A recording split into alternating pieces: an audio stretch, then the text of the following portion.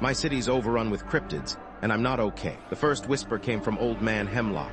He smelled like stale beer and desperation, clinging to the iron fence outside the library like a vine gone to seed.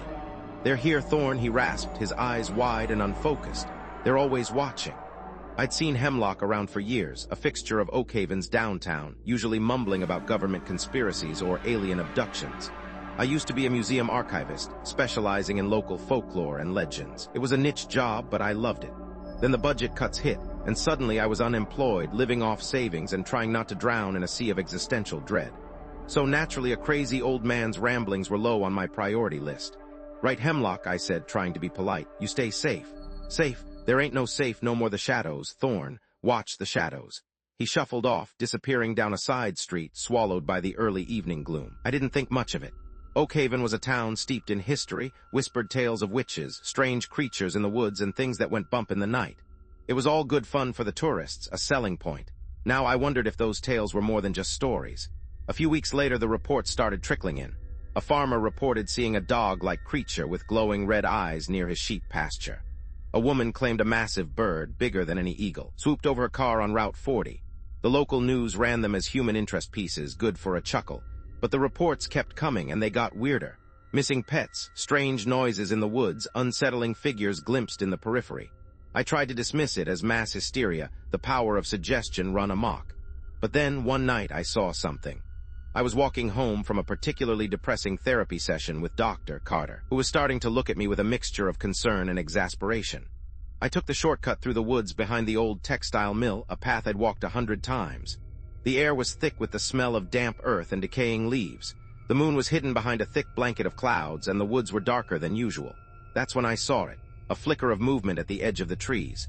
A tall, gaunt figure, silhouetted against the deeper darkness. It was too tall, too thin, its limbs too long and spindly. It moved with an unnatural grace, a fluid, almost insectile gait. I froze, my heart hammering against my ribs. I couldn't make out any details, just the shape, the wrongness of it. Then it was gone. I ran.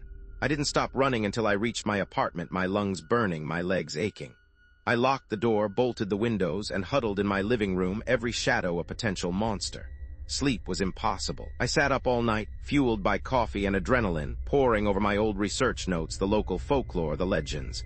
The names jumped out at me: the Mothman, the Wampus Cat, the Grafton Monster. Creatures that had haunted these mountains for centuries, dismissed as myth, as superstition. But what if they weren't? The next day, I went to see Detective Isabella Diaz. I knew her vaguely from my time at the museum. She'd consulted me once on a cold case involving a supposed witch trial. She was a no-nonsense cop, pragmatic and skeptical. I knew it was a long shot, but I had to try. "Detective Diaz," I said, sitting across from her desk in the dimly lit police station. "I think something strange is happening in Oakhaven." She raised an eyebrow. "Strange how, Mr. Thorn?"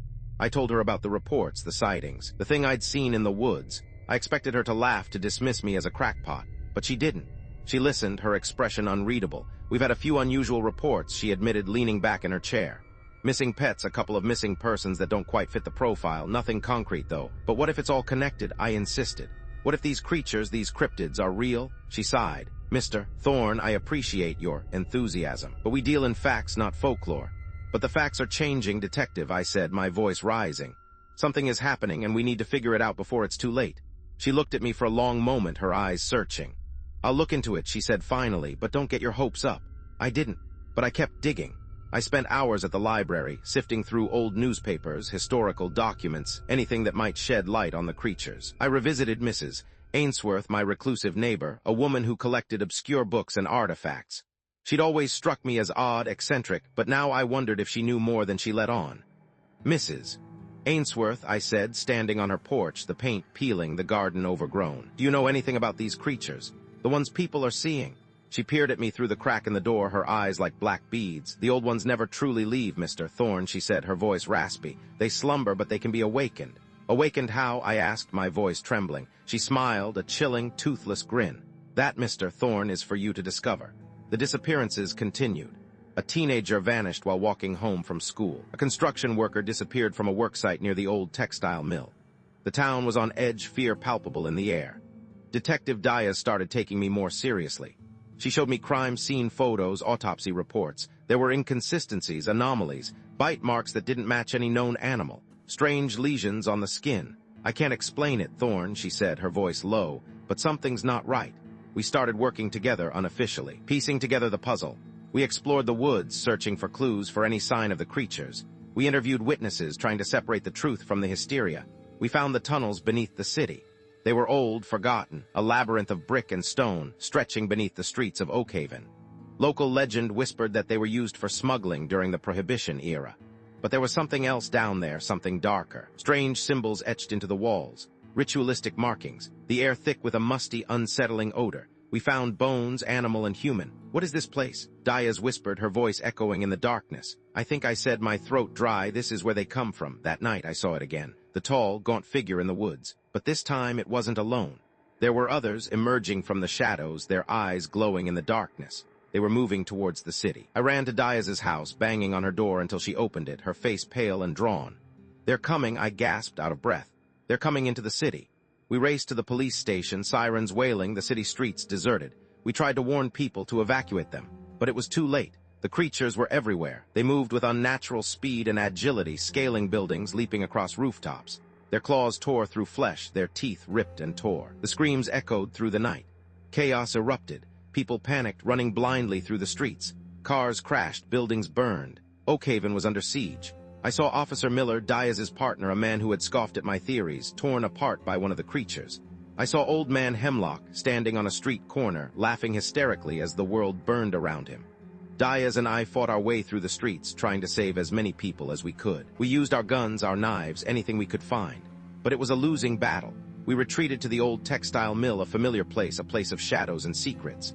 We barricaded ourselves inside, waiting for the inevitable. "What are we going to do, Thorn?" Diaz asked, her voice hoarse, her face streaked with blood and grime. "I don't know," I said, my voice trembling, "but I'm not going to let them win." Then I remembered Mrs. Ainsworth, her cryptic words. The old ones never truly leave. They slumber, but they can be awakened. Awakened, and now unleashed. I started thinking about the ritual, the one that was supposed to keep them at bay. The ritual that had been disrupted. I remembered a passage from one of Mrs. Ainsworth's books, a passage about a specific herb, a rare flower that grew only in the mountains around Oakhaven. A flower that was said to repel the creatures.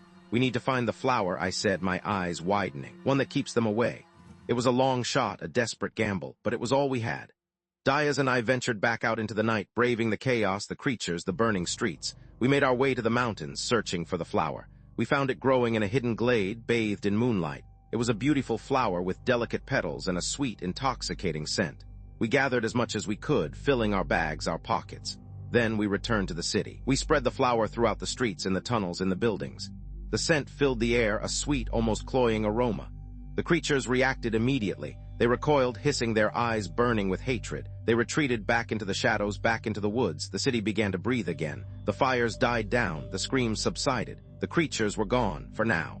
The mayor, Thompson, tried to control the narrative to downplay the events, but it was too late. The news had spread, carried by social media, by eyewitness accounts. The world knew what had happened in Oakhaven. Some hailed us as heroes. Others feared us, distrusted us. They saw us as harbingers of doom, as the ones who had unleashed the creatures. Mrs. Ainsworth was gone, vanished without a trace, leaving behind only her books and her cryptic clues. I was left with the knowledge, the burden of knowing what lurked in the shadows, what could happen again. I was left with the constant fear, the nagging doubt. The creatures were still out there, in the woods, in the tunnels, waiting. And I knew with a chilling certainty that they would return. But what had awakened them? A faded news clipping I found amongst Mrs. Ainsworth's collection answered that question. The city had unknowingly built a new community center right on top of an ancient burial ground, disrupting a ley line. It was intended to revitalize a dying town. Oakhaven was safe for now. But at what cost? And what other ancient powers have we awakened?